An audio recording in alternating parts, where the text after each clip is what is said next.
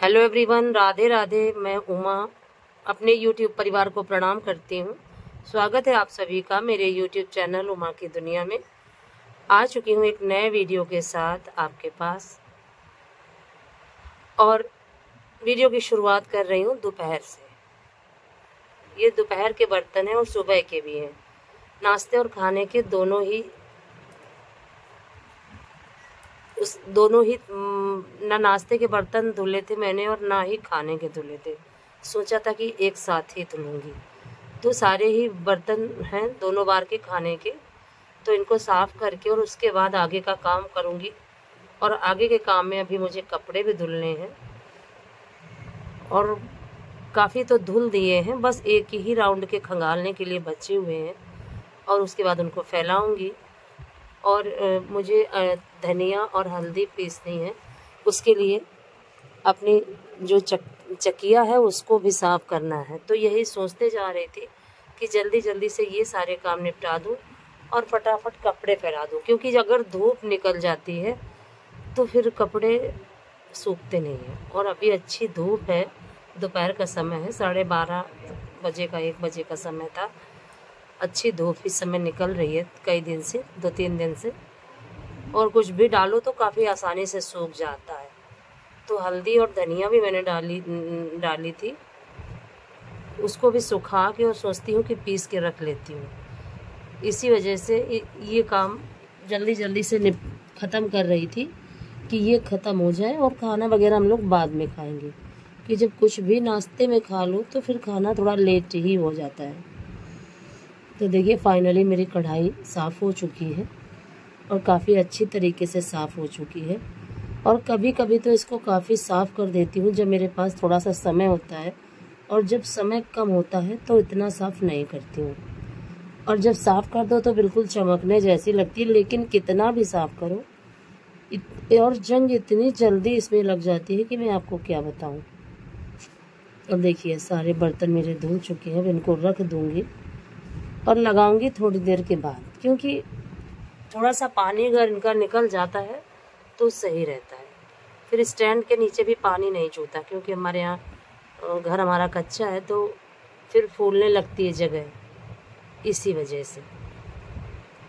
तो थोड़ा पानी अगर इसमें टब रख देती हूँ, टब में रखती हूँ या तख्त में रखती हूँ, तो थोड़ा सा पानी अगर निचुड़ जाता है तो फिर नीचे पानी नहीं टपकता स्टैंड से और जगह सूखी बनी रहती है। कितने सारे बर्तन हो गए थे। अब जब 2 राउंड के बर्तन होते हैं तो ज़्यादा हो ही जाते हैं, तभी मैं थोड़े थोड़े ही धुलते रहती हूँ और थोड़े थोड़े धुलने में आसानी रहती है। लेकिन कभी कभी जब ये लगा करता है कि फटाफट नाश्ता बनाओ उसके बाद तुरंत खाना बना लो, तो जब ज़्यादा लेट हो जाता है तब यही करती हूँ कि फिर साथ के साथ ही खाने की भी तैयारी कर देती हूँ शुरू, और खाना भी बना के रख देती हूँ। तो देखिए चकले को साफ़ कर देती हूँ और फिर उसके बाद नाली साफ़ करूँगी और जो 1 राउंड के कपड़े हैं उनको खंगाल के और फिर छत में फैला दूँगी।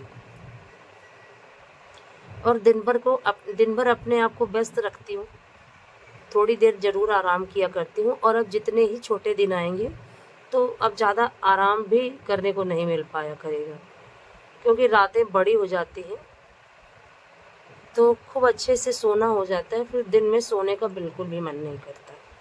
और सोती तो मैं गर्मियों में भी नहीं हूँ, बहुत कम सोती हूँ। जब कभी सो गई तो सो गई, और नहीं मैं तो बस आराम करती हूँ। और पहले तो मैं बिल्कुल भी आराम नहीं किया करती थी, और बस ये कहीं ये करना कहीं वो करना, बस अपने आप को बस।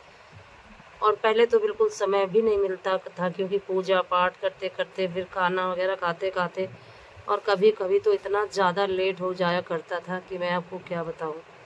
कभी कभी तो मैंने शाम 5 बजे खाना खाया है पाठ वगैरह करके, क्योंकि जब पूरा काम करो फिर उसके बाद कपड़े बदलो फिर पाठ करो। और मैं दुर्गा सप्तशती का पाठ किया करती थी, और अब तो मैं कुछ भी मेरा करने का मन नहीं होता, और ज़्यादा मैं करने की कोशिश भी नहीं करती हूँ, क्योंकि अब जितना शरीर से हो सके उतना ही करती हूँ।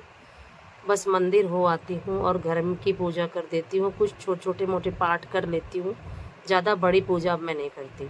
और उसके बाद देखिए मैंने रसोई साफ़ कर दी थी।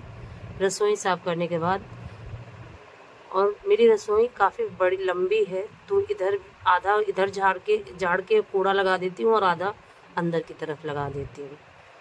और उसके बाद देखिए मैं आ चुकी थी, ये मिट्टी मैंने